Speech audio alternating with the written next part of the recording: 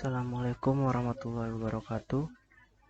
Di sini saya Ananda Zaki Caisario NIM D400190038 ingin menjelaskan PowerPoint tentang generator sinkron dan asinkron. Ya, di sini generator sinkron dan asinkron ya.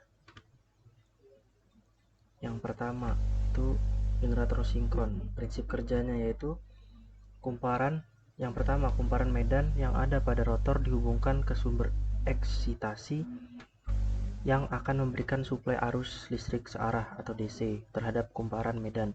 Dengan adanya arus searah yang mengalir lewat kumparan medan, maka akan menimbulkan flux. Yang kedua, penggerak mula pada generator yang sudah terkopel dengan rotor segera dioperasikan sehingga rotor berputar pada kecepatan nominalnya.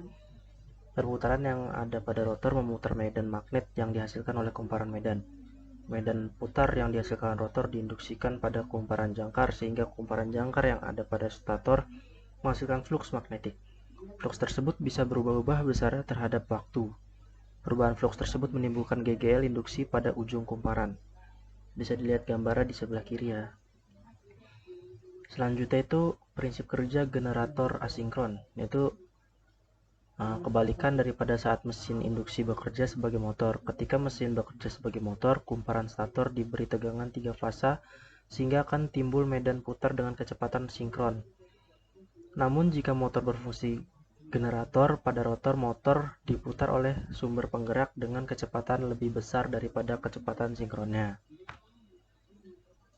Selanjutnya yaitu ada komponen generator sinkron. Di sini yang pertama ada stator. Stator ada 4 bagian, yaitu rangka stator yang itu merupakan rumah atau kerangka yang menyangga inti jangkar generator.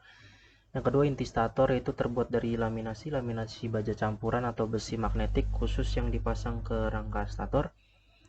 Yang ketiga, alur slot atau gigi, yaitu merupakan tempat meletakkan kumparan stator. Ada 3 bentuk alur stator, yaitu terbuka, setengah terbuka, dan tertutup.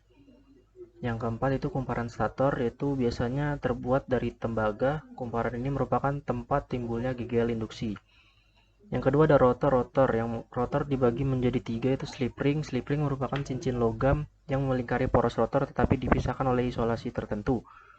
Kumparan rotor yang kedua, kumparan medan merupakan unsur yang memegang peranan utama dalam penghasil medan magnet. Yang ketiga, poros rotor. Poros rotor merupakan tempat meletakkan kumparan medan di mana pada poros rotor tersebut telah terbentuk slot-slot secara paralel terhadap poros rotor.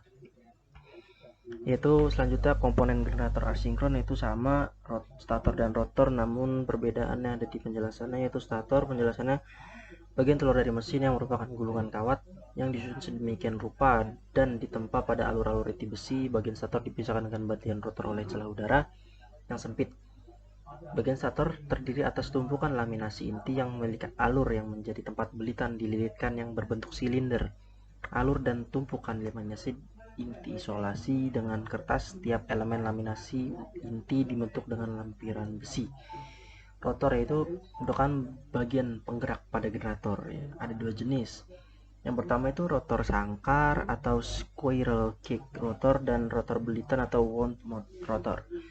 Penjelasan rotor sangkar yaitu konstruksi dari inti berlapis dengan konduktor dipasang paralel dengan poros dan mengelilingi permukaan inti.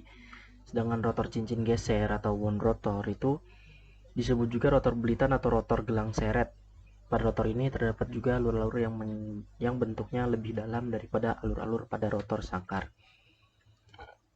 Analisa generator hubung star delta.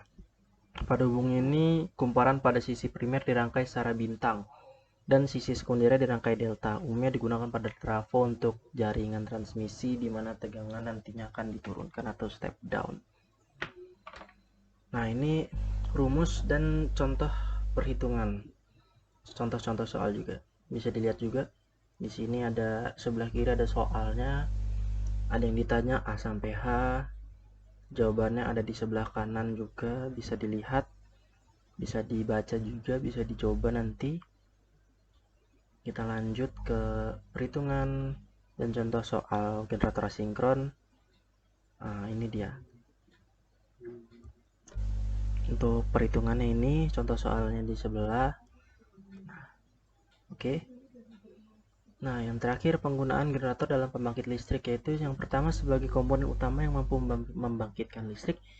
Adapun sumber energi yang digunakan juga bermacam-macam seperti air, matahari, gas alam, gelombang laut, angin, dan lainnya. Yang kedua itu generator berfungsi menghasilkan listrik dengan cara mengubah gerak menjadi energi listrik sehingga bisa digunakan untuk berbagai keperluan. Ya, terima kasih. Sekian dari saya, mungkin mohon maaf jika ada kekurangan. Untuk link YouTube-nya nanti bisa dilihat ya nanti. Terima kasih. Wassalamualaikum warahmatullahi wabarakatuh.